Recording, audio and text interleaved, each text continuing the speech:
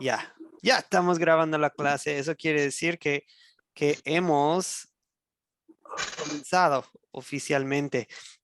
Isabel Sánchez, buenas noches. Les saludamos aquí de cerca desde Asunción, Paraguay. Ok. Buenas noches a todos, Dios les bendiga. Es un gusto estar en la clase. Igualmente, Isabel, mi vecina acá cerca. Pastor, buenas noches, Dios le bendiga, pastor. Cruz Flores, si no me equivoco, buenas noches. Sí, pastor. Ok. Bien, pues yo creo que ya todos... Buenas noches. Joaquín Alonso, buenas noches. Buenas noches, pastor. Dios le bendiga, grupo. ¿Cómo están? Sí, señor. Muy Buenas bendecidos. noches, pastor. Dios le bendiga. Gracias, Joaquín Alonso. Gracias. María Suyapa, buenas. Buenas noches, bendiciones. Ok. Aquí estamos, presente. Excelente. Listos, amigos. Ahora sí. Lección 6. Voy a compartir mi pantalla para que vean las diapositivas. La llegada de Salvador. Lección 6. Eso quiere decir que solo nos quedan, después de hoy, nos quedan 2 lecciones nada más. Okay. Así son los cursos aquí en Academia Cristo. Son cursos breves, duran 4 o 5 semanas normalmente. Okay. Bien, hoy el tema es Jesús purifica el templo y su diálogo muy interesante con Nicodemo. Juan capítulo 2 hasta 3:21. Okay. Le voy a pedir, le voy a pedir al señor Modesto si nos puede guiar en una oración. Señor Modesto, ¿nos daría el favor?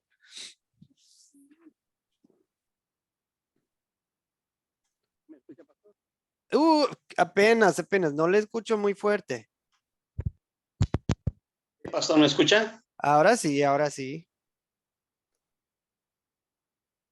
Con gusto, pastor. Ok, por favor, ¿nos puede guiar en esta oración, señor Modesto? Claro que sí, pastor. Ok, listos.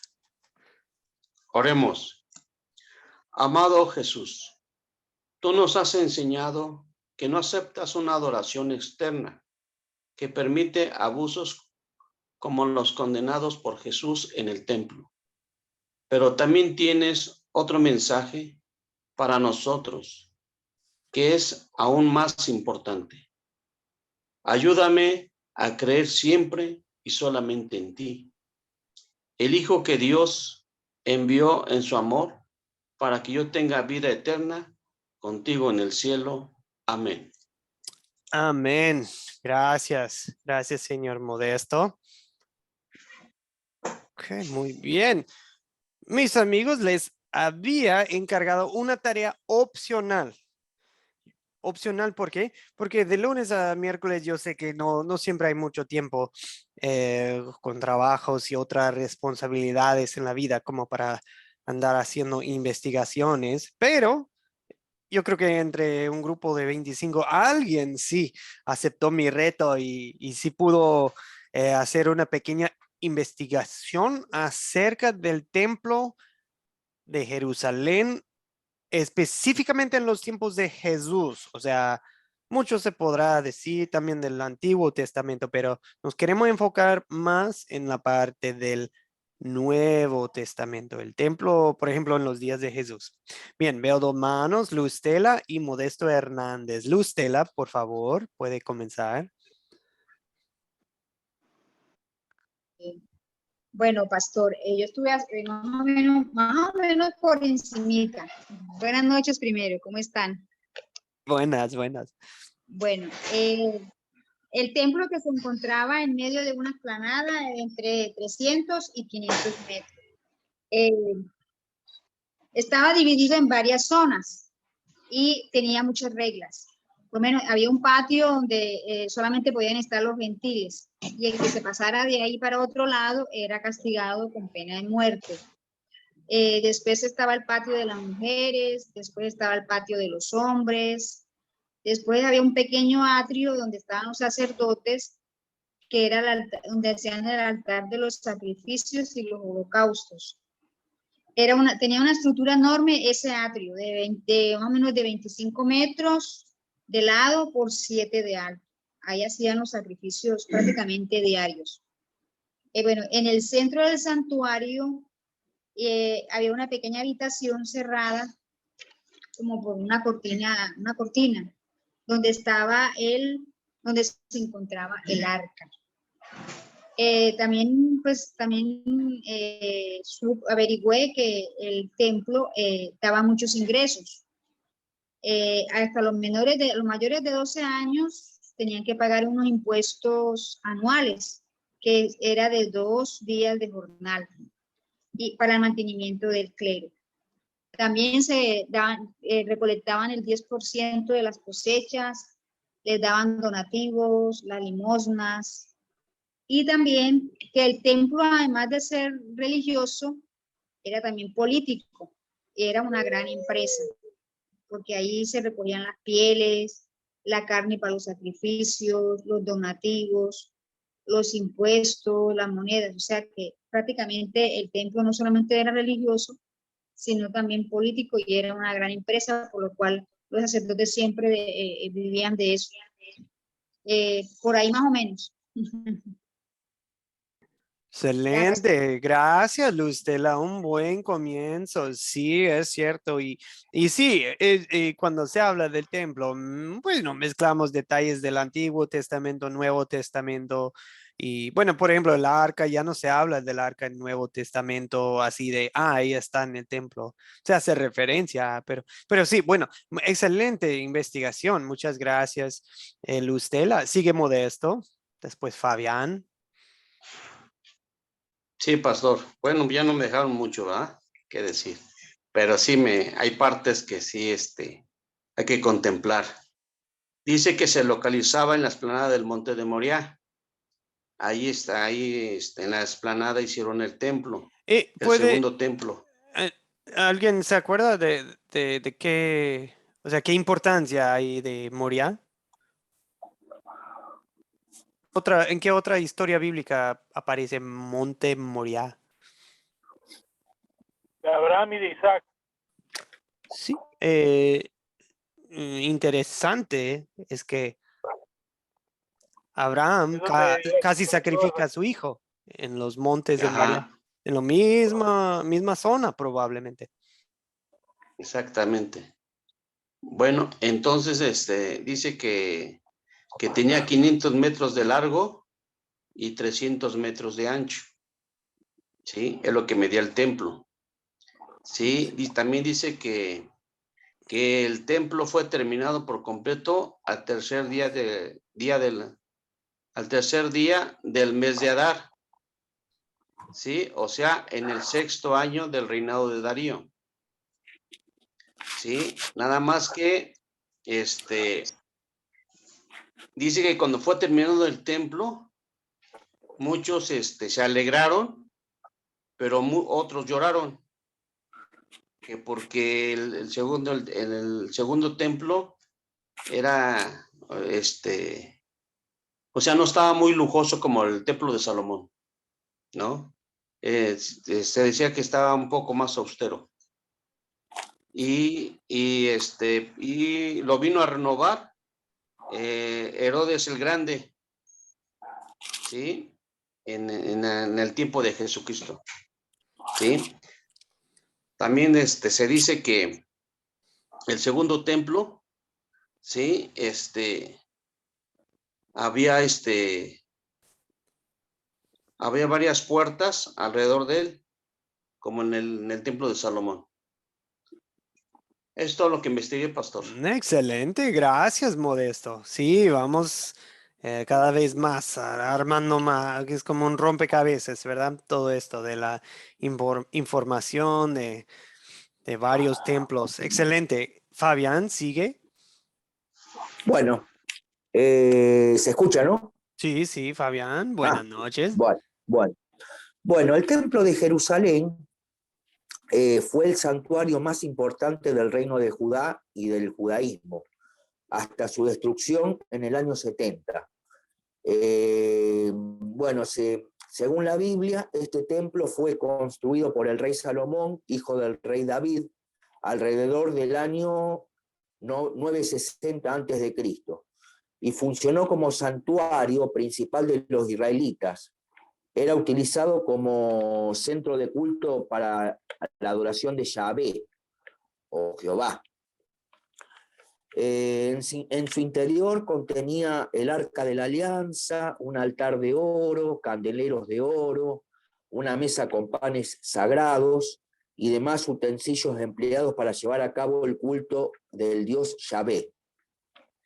Bueno, y los eventos de la consagración del templo lo podemos encontrar en Crónicas, Segunda de Crónicas, capítulo 6, y Primera de Reyes, capítulo 8. Ahí habla toda la consagración del templo. Las medidas, según la descripción de la Biblia, era un edificio orientado en un eje longitudinal, o sea, la longitud interior era de 27 metros, 9 metros de ancho y una altura de 13,5 metros. Y fue destruido por el Imperio Babilonio, pero en el año 586, pero lo que tiene que se reconstruyó por lo menos 3 veces este templo de Jerusalén. Y bueno, y después investigué qué dice la Biblia sobre la reconstrucción del templo. Dice que libera a los judíos que habían estado cautivos en Babilonia y los insta a regresar a Jerusalén y reconstruir el templo. Y después aparece Zorobabel, que no sé bien qué es, no lo investigué a fondo. Conducen aproximadamente 50.000 personas de regreso a Jerusalén y comienza la reconstrucción del templo. Eso es lo que investigué. Ok, muchas gracias, Fabián. Sigue Joaquín, pero primero queremos saludar a 2 invitados que nos están acompañando por primera vez.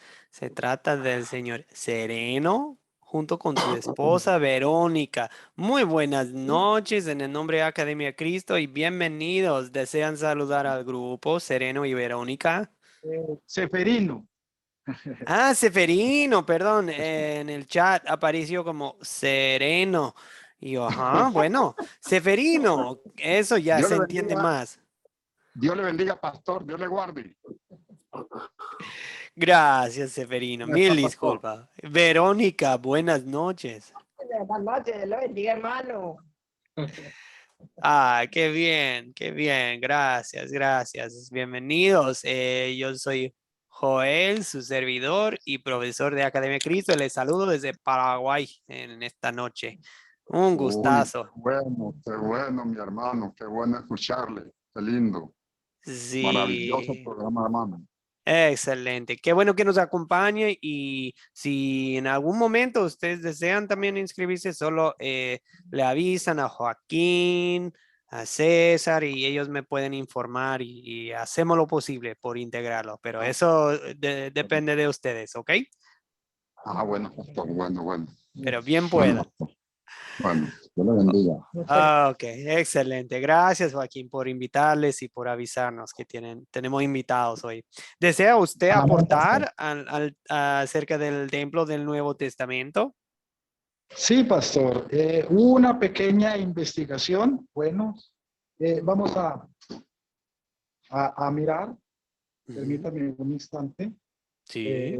Vamos a pelear un poquito en las notas.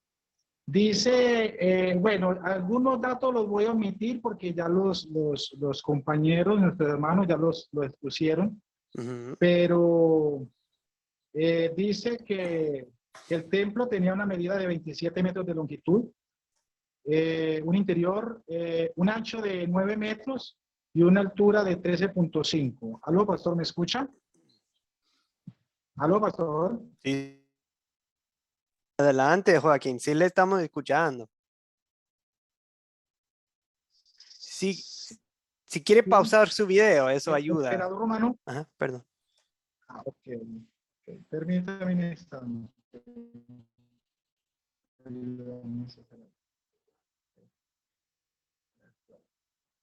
Permítame un instante, pastor. El emperador romano. ¿Aló?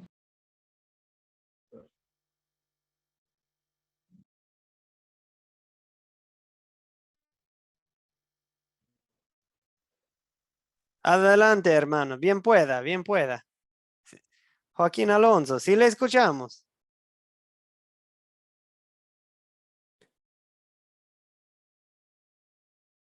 Bueno, Joaquín Alonso, sí le estamos escuchando bien. Bueno, por el momento yo creo que algo está trabado y si seguimos y después nos cuenta el hermano Joaquín Alonso. Disculpe, Joaquín, pero ahora ya no le estamos escuchando.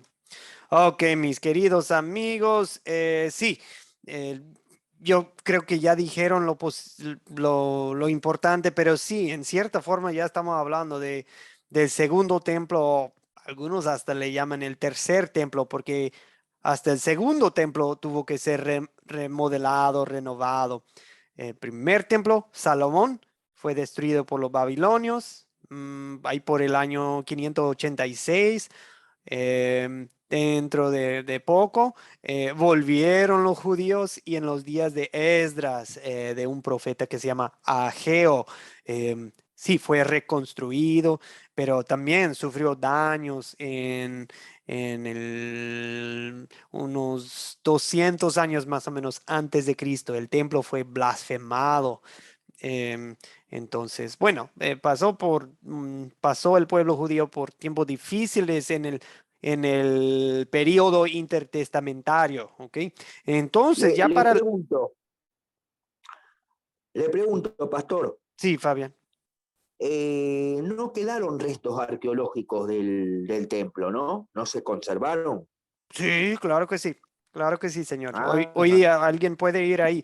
Miren, Herodes el Grande reconstruyó el templo. El Herodes el Grande es el que era al nacimiento de Jesús, era el rey. Entonces él ajá. ya tenía muchos años, porque acuérdense que cuando Jesús pasa por el templo y les dice, no, que en 3 días, eso es lo que vamos a tocar hoy, el tema del templo, ¿verdad? Y él dice, no, ¿qué señal, qué milagro nos enseñas para que sepamos que tienes autoridad? Y Jesús dice, bueno, destruyan este templo y en 3 días lo reconstruiré. Y ellos, no, que 40 y tantos años. De hecho, hasta se siguieron remodelando y pasaron casi 80 años remodelando el templo. Pero bueno, en Marcos 13:1 vienen los discípulos de Jesús y dicen, mira, maestro, mira qué piedras, qué edificios, ¿ves todos estos grandes edificios? Y Jesús dice, sí, pero ni piedra quedará sobre piedra. Y a Jesús les explica que también el templo se iba a destruir. Y justo en el año 70, los romanos sí destruyen el templo. Y ya, bueno, hoy en día, como mencionaron, ya no queda el templo, solo queda una mosquita, ¿verdad? De los musulmanes, ¿verdad? Ok, amigos, ya dijeron mucho. El punto de la clase hoy no es el templo, pero es interesante, ¿verdad? Es interesante porque en el ministerio de Jesús, él pasa mucho tiempo enseñando allí. Y ahí mero en el templo. Y después de la ascensión de Jesús, donde se juntan los cristianos, por ejemplo, en Hechos capítulo 5, nos indica que los primeros cristianos siguieron reuniéndose allí, ¿ok? Bueno, solo un poco acerca del templo. Ok, ahora, Joaquín Alonso, ahora a ver si le escuchamos. Sí, pastor, ya usted hizo todas las aclaraciones y para qué volvemos a repetir lo mismo. Pero hay una pregunta. Sí. De los 3 templos que se construyeron en Jerusalén, el templo en el tiempo de Jesús, ese...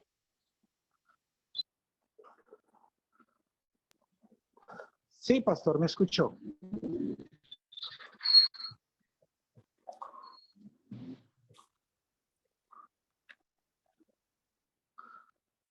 Perdón, yo estaba en silencio esta vez. Sí, escuchamos todo hasta lo último. Usted dijo, sí, y de los 3 templos en los tiempos de Jesús y se cortó. Sí, pastor, le repito la pregunta. Por favor, por favor. De los 3 templos de Jerusalén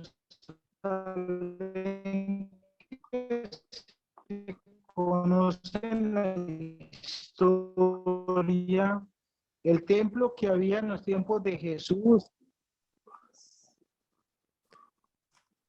Mi estimado hermano.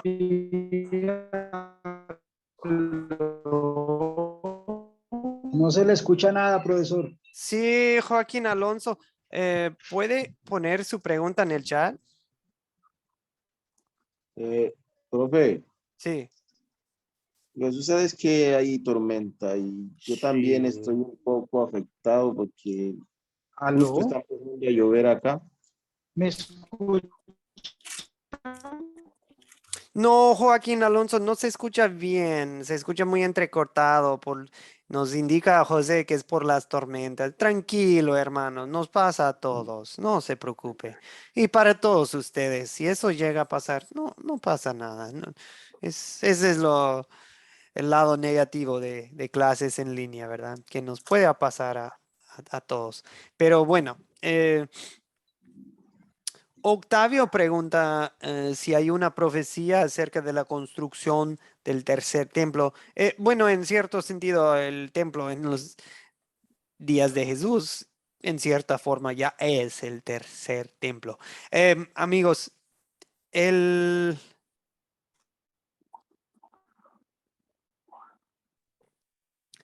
tema del templo hoy en día es muy controversial entre los creyentes, porque hay quienes creen que tenemos que luchar por la nación de Israel y orar por ellos y hacer todo lo posible por reconstruir el templo, un templo físico en Jerusalén.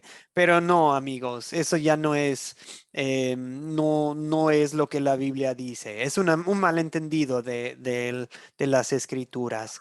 El pueblo de Israel ya lo somos nosotros. El templo de Dios ya está, pues ya lo somos nosotros. El reino de Dios está dentro de ustedes. O sea, ya no se trata de reconstruir el templo, ¿ok? Es un malentendido de unas profecías. Hay muchos que, creen en el sionismo, ¿ok? Sionismo. O sea, obvio que sí queremos orar por los israelitas para que crean en el verdadero Mesías, Jesucristo. Muy pocos reconocen a Jesús. O sea, sí queremos orar por su salvación espiritual, pero no es necesario orar que se construya un nuevo templo en el monte del templo. Eso no es el punto. Bien, amigos, vamos a nuestra pregunta para hoy, a nuestra historia Profe, para hoy. Sí, dígame. bueno, ahora que usted toca el José. tema ahora usted toca el tema de los israelitas y Jesús, yo tengo una prima que vive en Israel.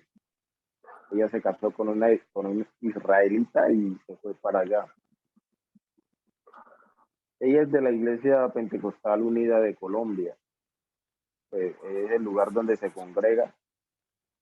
Y ella nos cuenta que ahora que aprendió el idioma, ella le ha preguntado a algunos personas que conoce allá, que es en israelita, y les pregunta, para ustedes, ¿quién es Jesús? Y hay unas personas que dicen que es un profeta y otros dicen que no lo conocen. Así, literalmente, yo no lo conozco, no sé quién. Me parece algo terrible, ¿no? Como dice Juan 1, vino a los suyos y los suyos no le reconocieron, ¿verdad? Sí. Vino a los suyos y los suyos no le recibieron, ¿verdad? Qué triste, ¿verdad? Pero gracias por compartir, es interesante, ¿verdad? Interesante. Okay, pues. Gracias, José. Ok, amigos. Juan 2:13 a Juan 3:21. A veces uno va a estar leyendo la historia, pero con un grupo grande y confiando en ustedes que ya hayan leído la historia, bueno, brincamos al paso de considerar. ¿Ok? La primera pregunta siempre es, ¿quiénes? ¿Quiénes salen en la historia? Básicamente tenemos dos historias, ¿verdad? Lo del templo y luego lo del diálogo con Nicodemo. ¿Quiénes salen en la historia? Los que desean aportar, se les pide a ustedes, se les pide levantar la mano en la aplicación de Zoom. Parte inferior, creo que es mano derecha, hay 3 puntitos, se toca ahí y después levantar la mano. Eso me indica que desean aportar. También en el chat ustedes pueden poner sus respuestas.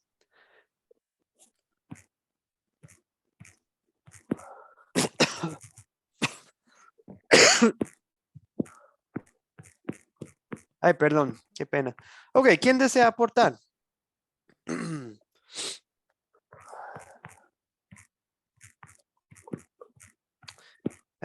Perdón, en el chat César también pregunta si de los 3 templos, ¿cuál era en los tiempos de Jesús? Eso era ya el templo de Herodes el Grande, que era más como una remodelación del segundo templo, el que se construyó en los tiempos de Esdras.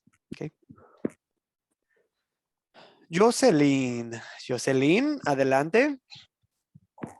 Después En el Modesto. caso de quiénes son los personajes, por supuesto Jesús, hasta que voy en el bus, profe. Los mercaderes en el templo, sus discípulos que ven que a través de lo que ocurre se dan las señales de lo que se profetizaba. Estos son los personajes principales. Gracias. Y en el caso de la historia, por supuesto, Nicodemo y Jesucristo. Gracias, excelente. ¿Alguien más? ¿Alguien más nos falta? Modesto. Gracias, Jocelyn. Modesto. Los cambistas, los judíos, pues nada más, pastor. Ok, los que llamen, pues ya los mencionaron Jocelyn, excelente. Ok, Jair, ¿alguien más que no hemos mencionado? No, profesor, creo que están todos completos. Ok, excelente. Sí, bueno, podríamos mencionar también Moisés, ¿verdad? Moisés es el que levantó la serpiente en el desierto, ¿verdad? Y eso se menciona como un ejemplo, ¿verdad? Como un ejemplo, como un tipo de Cristo, ¿verdad? Ok, gracias amigos. ¿Cuáles son los objetos de esta historia? Luis López, no sé si usted desea aportar. ¿Qué objetos? Pueden ser objetos, animales. ¿Qué objetos podemos identificar en esta historia? Luis López, veo su mano.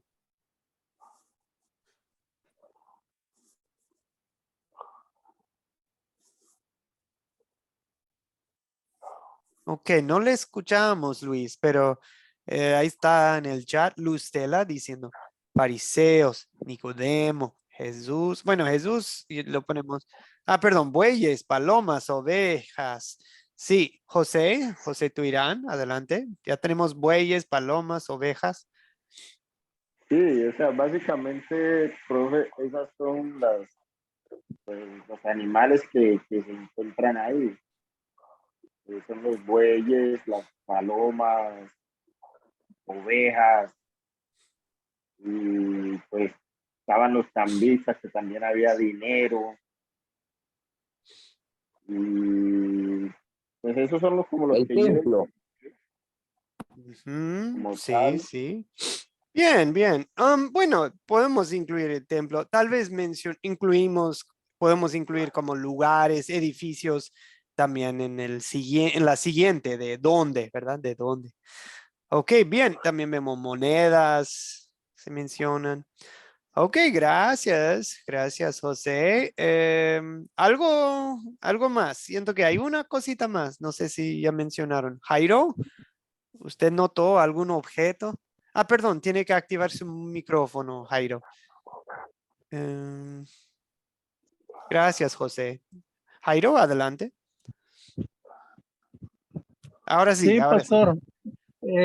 Aparte de los animales que se veían en el templo, también sí se localizan las monedas, los que fue cuando Jesús le dio volcó todas las canastas que habían con palomas y todo, pues eso es lo que se observa ahí. ¿Y qué trae Jesús en la mano? Azote. Traía ajuetes, traía un azote. Eso, eso. Amigos, seguimos. ¿Dónde ocurre la historia? Luis López, ¿desea aportar? Sí, ¿me escuchan? Sí, ahora sí, Luis. Ok. Bueno, la primera historia ocurrió en Jerusalén.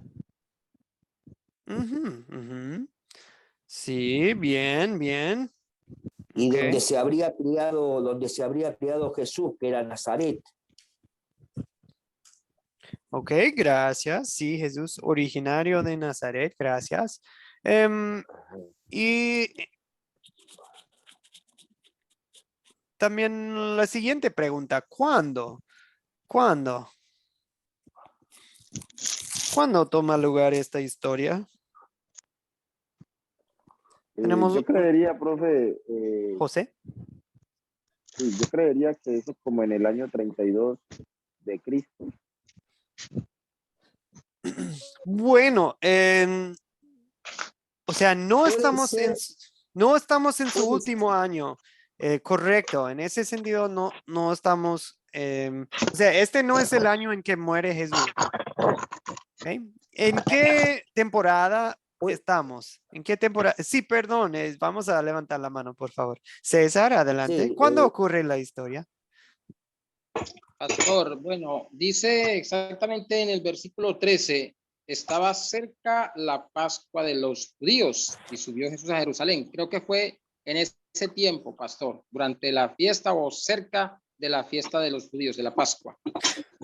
Sí, amigos, exactamente, César. ¿Nunca se han preguntado por qué el Semana Santa es movible? ¿Nunca se han preguntado? Es que la Semana Santa siempre concuerda con la Pascua judía y la Pascua judía depende de, no se maneja con el calendario romano.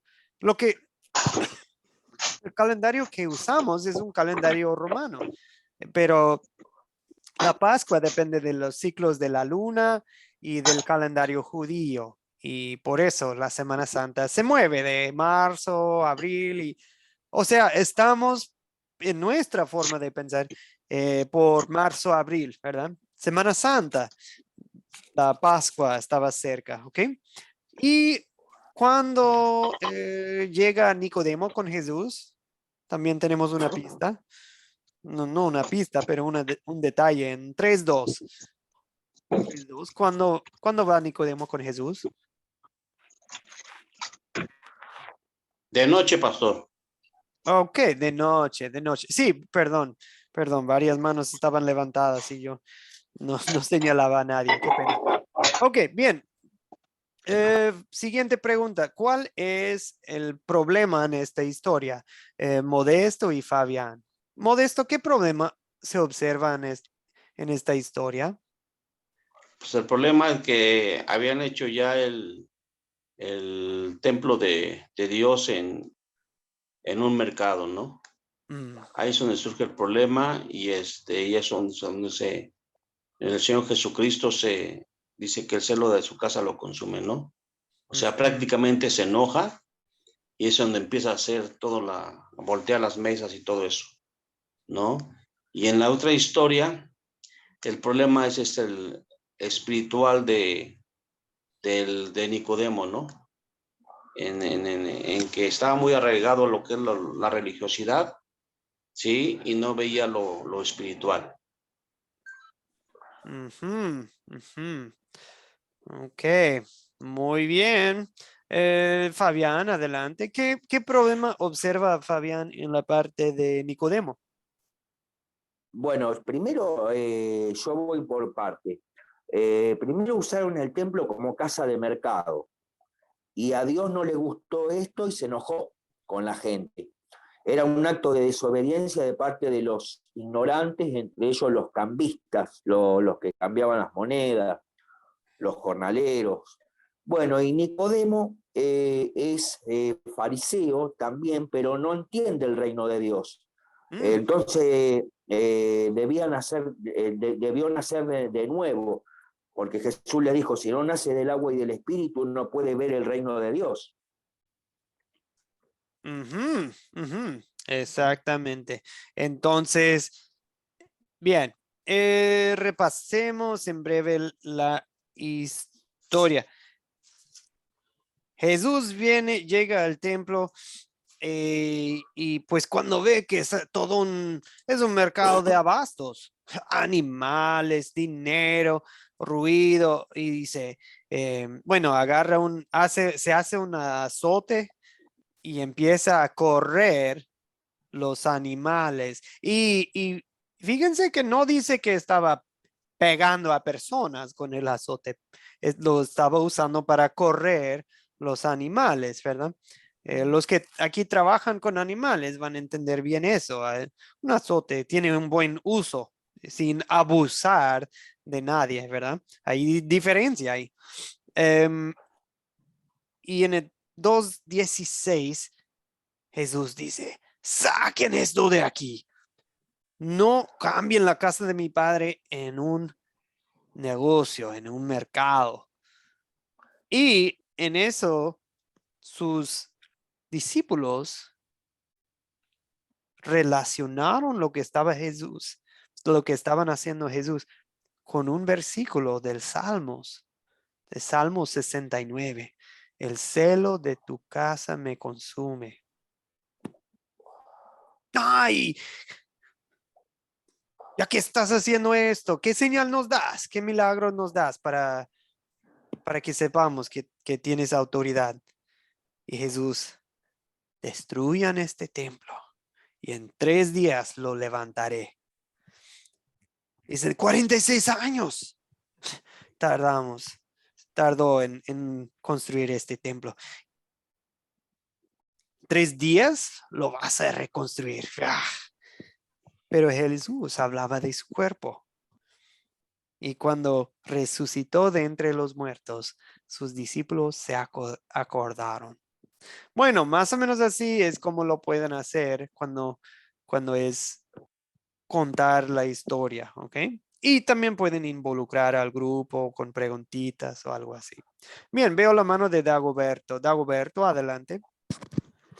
Solo una pregunta hablando del templo. En la actualidad, ¿cree que sea necesario? Porque muchas iglesias hacen actividades de venta de comida, venta de cosas en el templo, afuera del templo. ¿Es correcto ahora en la actualidad? Sí, gracias, Dagoberto. Mire, pues yo creo que vemos en esta historia una gran advertencia. Una gran advertencia. En la realidad, Dagoberto, es que muchos no tenemos un templo grandísimo y muchas iglesias o templos son chiquititos, hasta a veces, ¿qué es el templo para un grupo? Es una casa, ¿verdad? O se juntan bajo una lona nomás, una sombra, un árbol hasta. Y, o sea, reconocemos que muchos espacios son multiusos y el punto aquí no es ser legalista, ¿ok? Pero también queremos respetar, Si es un espacio dedicado para adorar a Dios, pues bien. Si es un espacio dedicado para la alabanza de Dios, bien. Sí, es bueno que esté dedicado a eso, pero más bien el punto aquí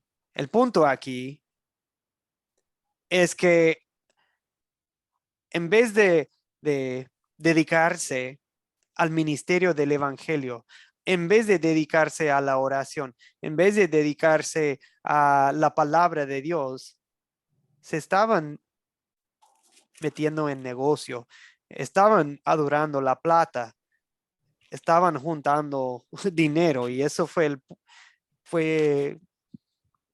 el ídolo, digamos, de los judíos. Y les voy a ser sincero, hasta la fecha, el pueblo judío es conocido por eso, es conocido por ser muy buenos para todo tipo de negocio a nivel mundial. Son buenos joyeros, son buenos cambistas también de dinero, pero lastimosamente han perdido eso de la salvación y de la palabra de Dios como de primera importancia. O sea, en pocas palabras, que no tengamos distracciones. No es como de, este es un templo y no se puede hacer ninguna comida, actividad, nada. Eso no es el punto. El punto es la palabra de Dios, la adoración, la oración. Eso tiene que ser de primera importancia, ¿ok? Que la iglesia Profe, no ¿me se convierta en permite? negocio. Gracias. Ok, gracias por su pregunta, Dagoberto. Amigos, pregunta 7. ¿Se resuelve el problema que mencionamos? El problema del templo que se había convertido en negocio y el problema de que de que Nicodemo no entiende ni la salvación. Fabián, primero. ¿Qué pregunta era? Perdón. ¿Se resuelve el problema, hermano, en esta historia? El problema de que la casa de Dios ya es un negocio. Sí, se resuelve porque Jesús le proclama la salvación a Nicodemo. Jesús comprende y entiende que somos débiles, pero sin embargo Él ofrece el mensaje de la salvación para que nos arrepintamos. Bien. Nicodemo, correctamente. Sí, él llega a ser creyente, ¿verdad? Y Nicodemo sabían que apoya y defiende a Cristo ante los fariseos en otro momento, más adelante en su vida. Y los fariseos se le echan encima. ¿Qué pasa? ¿Que tú también eres seguidor de él? O sea, ellos ya sospecharon de él. Y Nicodemo hasta participa, apoya en sepultar a Cristo, ¿verdad? Gracias, Fabián. José Tuirán, ¿se resuelve el problema en esta historia? Especialmente lo del templo. Ya la segunda parte ya lo habló Fabián. José, adelante. Pienso que sí, profe, porque como lo dice Jesús, destruiré este templo y en 3 días lo volveré a levantar. Entonces, ¿qué pasa? Que Jesús habla de una forma literal, pero él se refiere a su propio cuerpo. Y entonces, obviamente, el cuerpo fue destruido. En la muerte del Señor Jesucristo, el cuerpo fue destruido, ese templo fue destruido. Y como él lo dijo, en 3 días lo volveré a levantar. Entonces, a los 3 días él resucitó Entonces, como él se refería a su propio cuerpo, pienso que sí se solucionó el problema.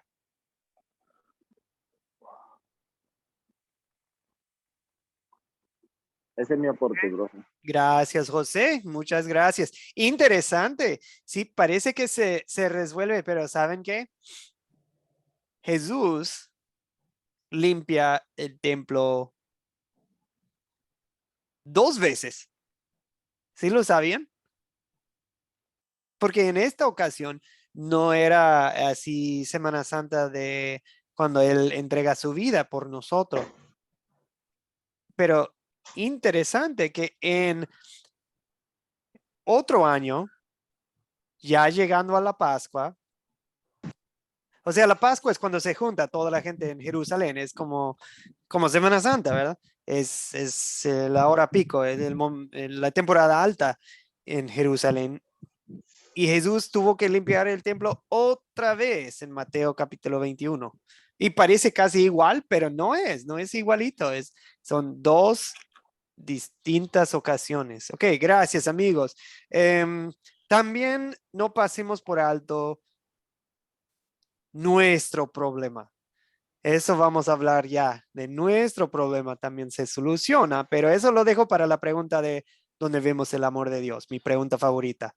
Consolidar, amigos, es cuando aplicamos la palabra de Dios a nosotros mismos. ¿Okay? Ya no es de Nicodemo, los líderes religiosos. Ahora es cómo se aplica esta historia a Joel, a Juan Carlos, a Jair. Ok, bien amigos, ¿de qué trata la historia? Le damos la palabra a Juan Carlos. No había visto su mano, Modesto, Jair, Juan Carlos. ¿De qué trata esta historia? En pocas palabras. Un resumen, un título. Pues esta historia se trata, pastor, de darle el significado correcto a la casa de Dios, pienso yo. Ahorita hablaban de la solución del problema y pues el Señor limpia 2 veces el templo, pero creo que a ver hoy, pues se sigue comercializando con la fe. Entonces, de una u otra forma, no se resuelven, para mi concepto, definitivamente el problema. Y por otro lado, pues la historia trata de eso, de darle el verdadero significado al templo, que es más una parte espiritual que material. Amén. Gracias, Juan Carlos. Muy buen aporte. Modesto, Jair. Sí, pastor. Fabián. En el chat Pues, también pueden, amigos. Modesto. Pues la historia se trata de que la purificación del templo, ¿no? Cuando el Señor Jesucristo limpió el templo, pero prácticamente pues, no se resuelve el problema. ¿Por qué? Porque el mismo Señor Jesucristo dice que no quedará piedra sobre piedra, ¿no? Y si lo vemos al día de hoy, pues el templo fue destruido, ¿no? Y ahorita nada más está lo que es el muro de los lamentos, ¿sí? Entonces, pero sí la historia se trata de purificar la casa de Dios, ¿no? Que se respete, más que nada, y que seamos conscientes, ¿no? De que lo que es de Dios es de Dios. Por eso el Señor Jesús, en una parte de su ministerio, nos enseña que lo que le debemos dar a Dios es para Dios, y lo que es del César para el César, ¿no? Sí, entonces, dentro de esta historia, entonces, es la purificación del templo, en la historia de Nicodemo, la purificación de su alma, ¿no? Gracias, gracias, hermano. Jair, gracias por su paciencia, le toca. Y estoy viendo sus aportes Sí, en el profesor. chat, amigos. Fabián, Sí. Lustela, Luis, César, gracias por sus aportes. Jair, adelante. Sí, profesor. Mi casa de oración es. Creo que diría así nuestro Señor. Muy bien, muy bien. Okay. Casa de adoración es. Muy bien. Sí, es interesante aquí, amigos, que un tema que está en las 2 historias es el tema entre Jesús y su Padre. Jesús apasionado por la casa de su padre y por el plan de su padre. ¿Ok? Realmente eso es lo que es el diálogo con Nicodemo. Jesús revela el plan de su padre. Le explica, esto es lo que está pasando. Esto es lo que usted, que tiene tanto conocimiento en su cabeza, pero su corazón y su alma, pues usted no ha nacido de nuevo. ¿Ok? El que no nace de espíritu. Ok. O sea, diciendo que creer en Jesús no se trata de saber, se trata de creer. Y eso solamente el Espíritu de Dios obra eso, en la fe, ¿verdad? Bien, amigos, seguimos. ¿Qué pecado se puede identificar en esta historia? Fabián, ¿qué pecado identifica usted en esta historia? Y gracias, Lustela y César, por sus aportes en el chat. Bueno, ¿qué pecado me enseña a confesar esta historia? Jesús se enojó, pero se enojó de una manera justa. No pecó en su enojo, nunca cometió ningún pecado, pero todos sí hemos pecado y hemos fallado por nuestra naturaleza pecaminosa. Por ejemplo, la ira, la desconfianza. Por ejemplo, Jesús sintió todas las emociones, siendo humano. Sintió amor, sintió pena. Entonces, en ese espacio se enojó, pero estamos cometiendo, sin darnos cuenta, transgresión de nuestros pecados. Entonces, sabemos cuando Dios se enoja y tiene ira. Entonces, aquí encontramos que nosotros tenemos un Dios justo y sin pecado. La ira de Dios es justa y no lo hace porque Él no nos quiere, sino que reprende con amor, con justicia. Nosotros el enojo a veces no lo podemos controlar. En ese sentido, sí se convierte en un pecado. La ira sí genera por la desconfianza. Y por último, quiero agregar que el enojo no es malo en sí, pero debemos tener control de nuestro pensar. O sea, todo en su justa medida, ¿no? Excelente, gracias Fabián, y estoy totalmente de acuerdo. En tu enojo no peques. Y viendo a Jesús, ya me miro en el espejo y digo, ¿cuántas veces, Joel, has pecado en tu enojo? ¿Cuántas veces? Perdóname, Dios.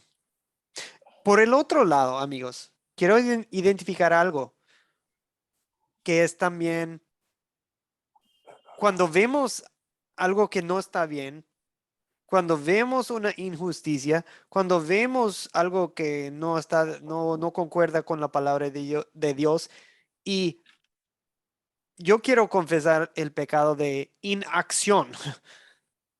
A veces no hablo o no alzo la voz o no tomo acción. Jesús aquí ve un problema y toma acción.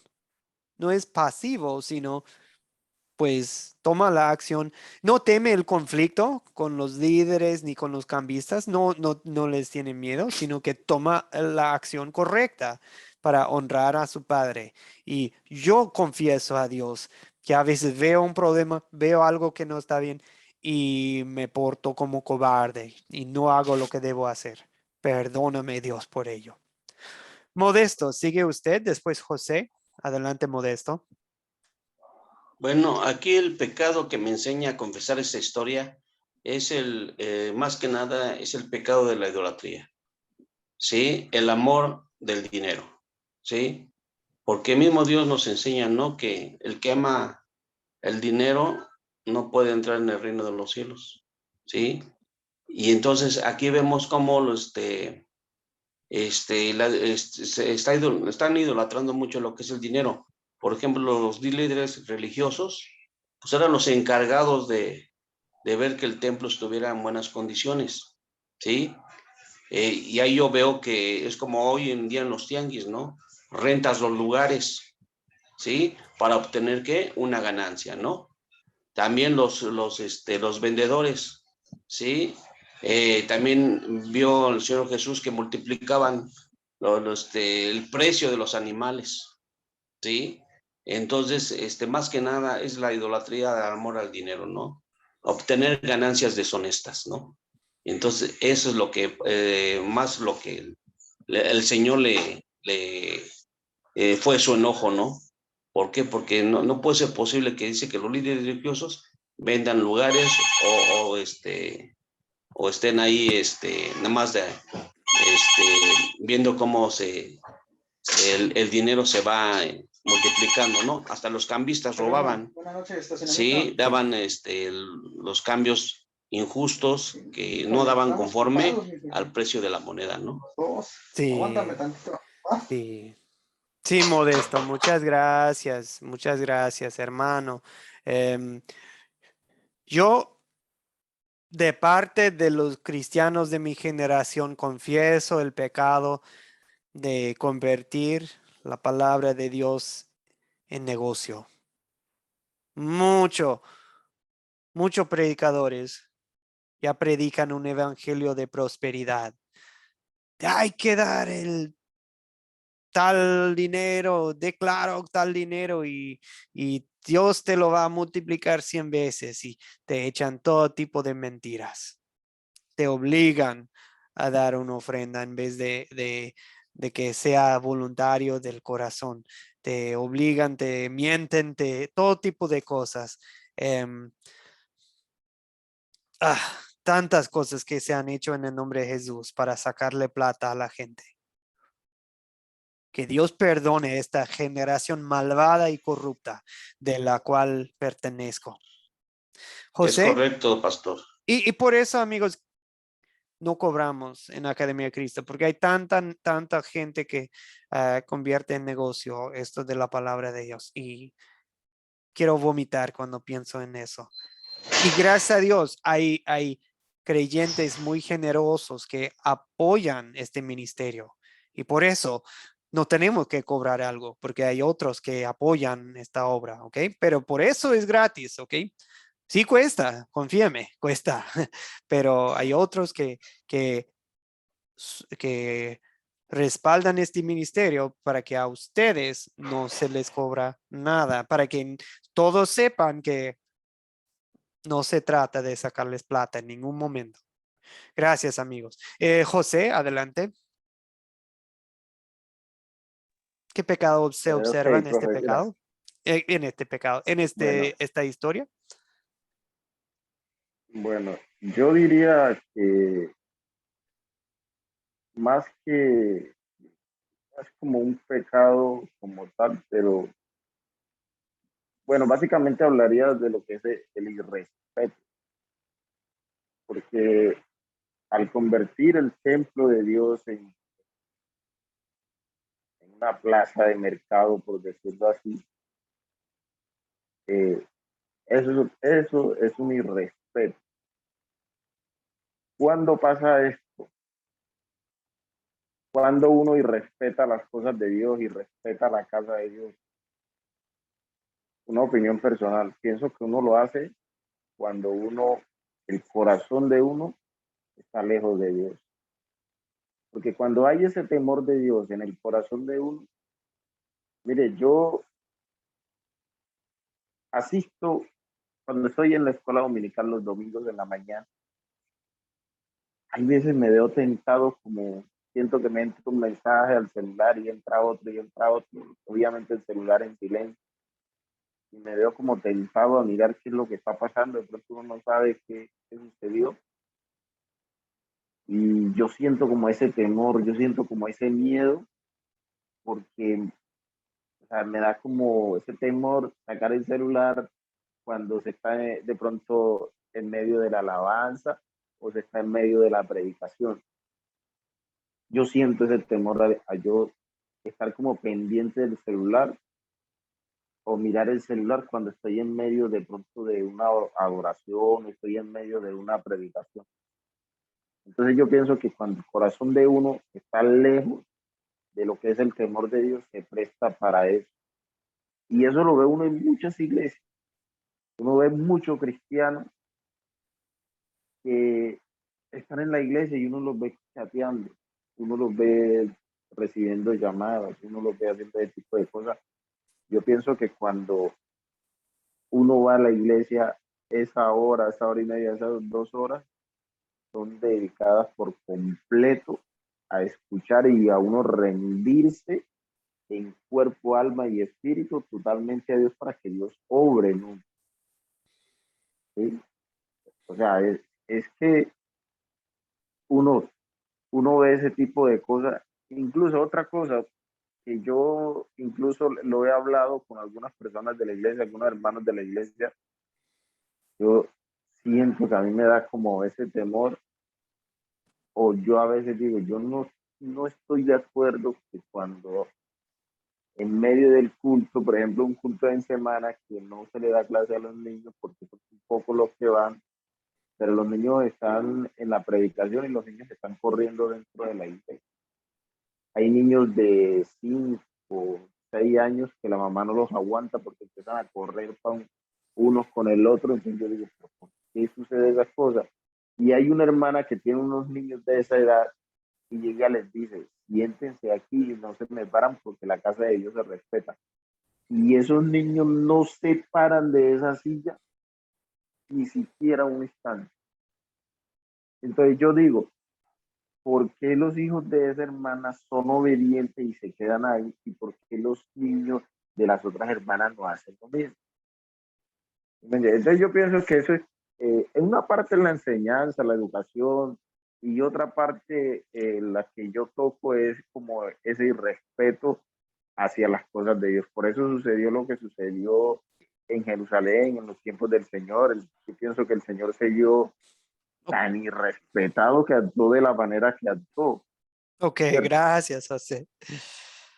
Sí, gracias. José nos habla de una falta de respeto para todo, para la casa de Dios, para la palabra de Dios, y respetar es una palabra clave. Gracias, José. Es muy importante eso. Dagoberto, adelante. Gracias por su paciencia y gracias, José, por su aporte. Dagoberto. Okay. Yo quería opinar, estoy de acuerdo con usted, pastor, ¿va? En lo que dijo anteriormente. ¿va? Yo creo que Jesús fue un hombre íntegro, ¿va? Íntegro que peleó por las causas de su padre, ¿va? Porque la casa de Dios es venerable, no se debe vender. Y entonces ahí, ¿qué pasa ahora? ¿Va? Estoy viendo la situación de ahora. Por ejemplo, cuando Jesús le mostraron cuando si era pecado, no sé, pecado, pagar los impuestos, entonces le dijo, mostrarme una moneda. ¿Quién está en la cara? Entonces le dijo, hay que darle al César lo que es del César y a Dios lo que es de Dios. Y es lo que no hacemos ahora. ¿verdad? Yo miro que ahora los pastores, incluso los padres, son políticos. Ya se venden con el político, ya la iglesia, por ejemplo, aquí tenemos 2 partidos, el de la izquierda y el de la derecha, entonces hay pastores que predican a favor de la izquierda y pastores que predican a favor de la izquierda, se venden. Ya los pastores se están vendiendo ahora y eso, y ya no van, y así como hacían los profetas antes, los que decían que iban a, ¿cómo se llama? A molestar a David, le iban a decir a David, mire, usted está pecando en esto, el Señor ha dicho esto. Ahora ya no. Ahora los pastores se están vendiendo y eso es lo... Y como dijo usted también, de la ofrenda, la viuda echó todo lo que tenía. Y muchas veces nosotros vamos y damos lo que nos sobra. Y aún cuando oramos, que dice cuando oramos, nosotros nos gusta que nos miren, que ese es un gran orador y salen allá a hablar. Y como dice la palabra, hay que ir a tu aposento, en silencio, orar al Padre. Y a nosotros nos gusta que nos hablen, porque ese sí puede predicar, sí puede orar. Entonces, yo bueno, Jesús es... como dicen, es mi líder, ¿va? Y él sufrió todo por nosotros, ¿va? Y yo lo miro como un líder íntegro, ¿va? Que defiende a su padre. Gracias, Dagoberto. Eso ya entrando en la siguiente pregunta, ¿de dónde vemos el amor de Dios? Que eso sí vemos en Jesús, su integridad, su pasión por su Padre. Amigos, ¿dónde ven ustedes el amor de Cristo en esta historia? ¿Dónde ven el amor de Dios? Pastor, yo lo dejé asentado en el chat. No sé si lo vio. Ok, vamos a mirar. En el chat, Fabián nos indica que ¿dónde veo el amor de Dios en esta historia? Bueno, si quiere leerlo usted o yo. Bueno, yo lo leo. Bueno, yo veo el amor de Dios en cuanto a la grandeza de Dios, en su perfecto amor y su justicia. Y entonces yo traje a la memoria un versículo que me gustó mucho, que es conocidísimo, que dice: venid a mí todos los que estéis trabajados y cargados, que yo los haré descansar. Entonces, en Dios podemos encontrar el verdadero consuelo y descanso para nuestras almas. Necesitamos escuchar el verdadero evangelio, o sea, las buenas noticias, proclamando el evangelio. Allí veo el amor de Dios. Gracias, hermano. Gracias, gracias. Eso sí, que tenemos el privilegio de orar, de acercarnos a Cristo y al Padre y encontrar ese descanso en Él, ¿verdad? Cristo es nuestro descanso. Bien, Luz Tela indica que también ve el amor de Dios en que Nicodemo, Jesús le ayuda a ver la diferencia entre lo terrenal y lo celestial. Excelente, Luz Tela. La paciencia de Cristo con Nicodemo. Mariluz, gracias Mariluz y buenas noches, no le habíamos saludado. Cuando Jesús le habla del nacer de nuevo, hasta es interesante. Nicodemo tan cegado al principio que dice, no, que ya soy grande, ¿cómo voy a nacer otra vez? ¿Voy a entrar otra vez? No, Jesús dice, no se puede entrar otra vez no se trata de nacer físicamente, sino nacer espiritualmente. Gracias, Mariluz. Joaquín, varias veces había levantado la mano y lo dejamos esperando. Joaquín, por favor, ¿dónde ve usted el amor de Dios en esta historia? Joaquín, por favor. Sí, pastor. Qué pena, el internet me estaba un poquito deficiente. Bueno, veo el amor de Dios en Juan 3:16, donde ¿Sí? la escritura dice que de tal manera amó Dios al mundo que ha dado. El amor de Dios está manifestado aquí en que dio y dio lo mejor, que fue a Jesucristo en rescate por todos aquellos que de una o de otra manera en su infinita gracia y misericordia le hemos aceptado. ¿Usted tiene hijos, Joaquín? Sí, pastor, tengo 2 hijos. ¿Varones, mujeres? 2 varones. Pues, 9 años y 7 años. ok, el de 9, el mayor. Sí, señor, 9 tiene el mayor. Vamos a dar su vida por los que están en la cárcel. Vamos a dar su vida, la vida de su hijo de 9 años, por los borrachos, los que fornican, los ladrones, los mentirosos. ¿Qué le parece? Pastor, usted sabe que como padres, eso como que queda difícil y de para arriba. Sí, amigos, y así tenemos que pensarlo. El Padre hizo algo que difícil sería para cualquier de nosotros. Yo tengo 3 varoncitos y para dar a uno de ellos, me parte el corazón nada más pensándolo. Pero el Padre en el cielo sí lo hizo y lo hizo por vos, lo hizo por ti y lo hizo por Amén. mí. Lo hizo por mí. Amén. Y ahora, cualquier que se fijaba con fe en la serpiente de bronce que estaba en la estaca en los días de Moisés, vinieron, se quejaban y Dios mandó unas víboras venenosas y les mordían y se morían, pero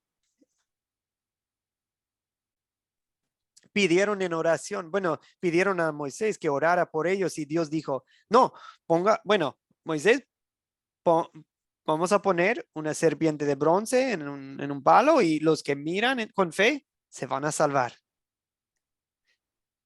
Y así como Moisés levantó la serpiente en el desierto, así también es necesario que el Hijo del Hombre sea levantado para que todo aquel que en él cree no se pierda, sino que tenga vida eterna, porque de tal manera amó Dios al mundo, que ha dado a su Hijo unigénito, para que todo aquel que crea en él no se pierda, sino que tenga vida eterna, porque Dios no envió a su Hijo al mundo para condenarlo, no, sino para que el mundo sea salvo por él.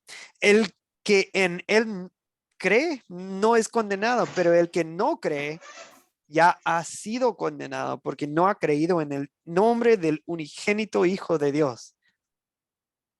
Y esta es la condenación, que la luz vino al mundo, pero los hombres amaron más las tinieblas que la luz, porque sus obras eran malas. Bueno, Luis López, ¿dónde ve usted el amor de Cristo, el amor de Dios en esta historia?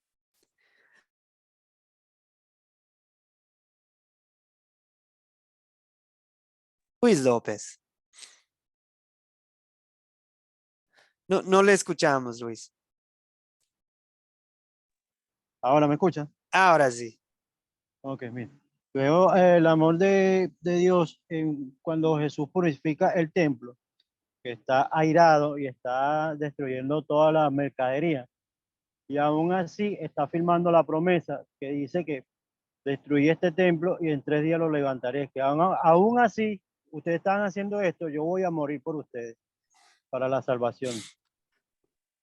Amén, amén. Excelente, Luis. Estaba cumpliendo con el plan de su padre en la casa de su padre, llevando a cabo el fruto. Jesús es el fruto del amor del Padre. César Narváez, amigos, último aporte para hoy.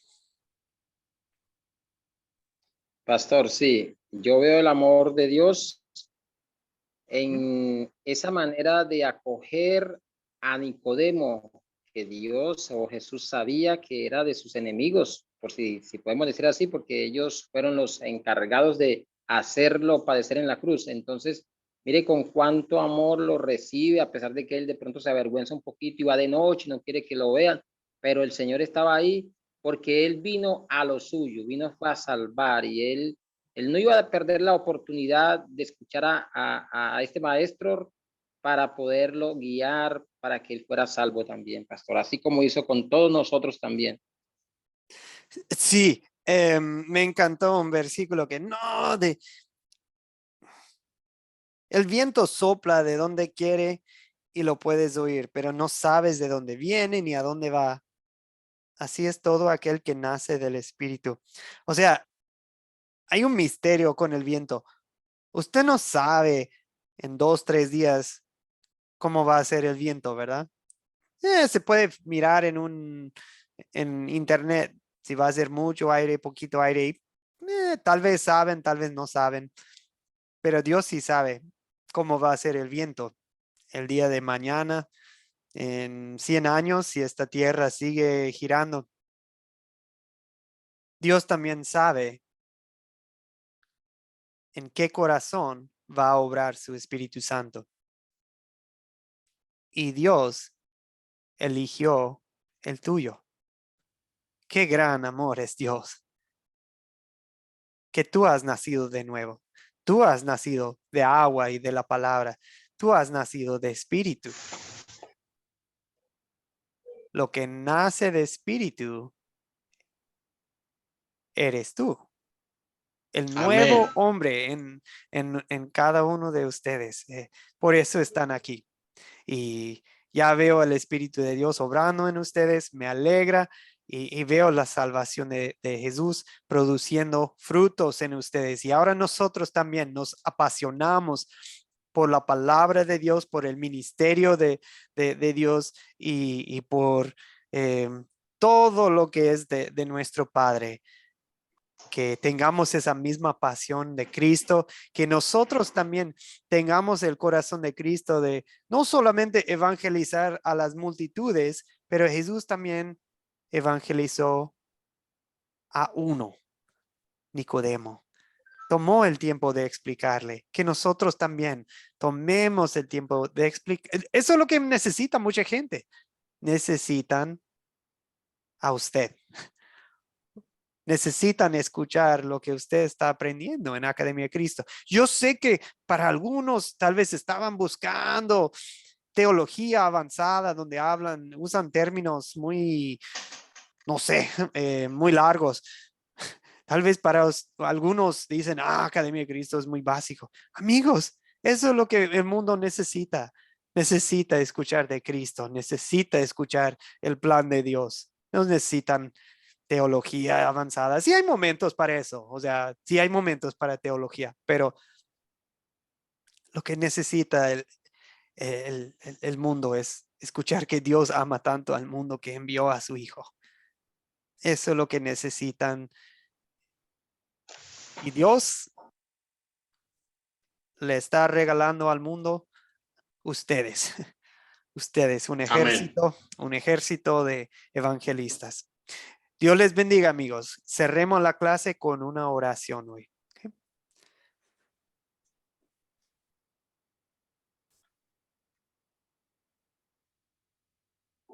Ay, perdón.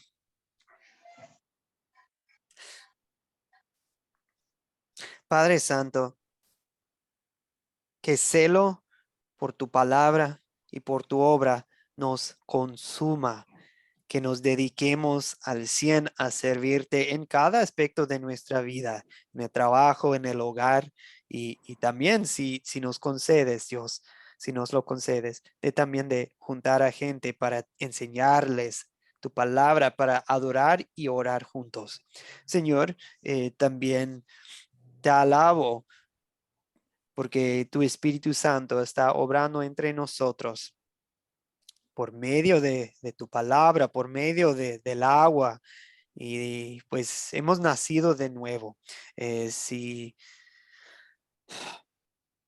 es tu voluntad, pon en nuestro camino personas como Nicodemo, interesados, buscando, pero necesitan quien les explique que cuando la puerta se nos abre para compartir, pues que estemos listos, preparados y que no tengamos miedo, Señor, sino que nos acordemos que tenemos tu Espíritu Santo. En el nombre de Cristo, te pido todo esto. Amén. Amén. Ok, mis queridos amigos, Dios les bendiga y que tengan una linda noche en el Señor. En Dios estos le bendiga, días, pastor. Para usted, igualmente. para todos los hermanos. Dios le bendiga, pastor. Dios En le bendiga, estos hermano. días les Buenas paso noches, pastor. lo Dios del le bendiga. proyecto Buenas final. noches. Buenas noches. Que descansen. Dios les bendiga a todos. Chao, chao. Buenas noches, Buenas noches a pastor. todos. Buenas Dios noches. bendiga, hermano.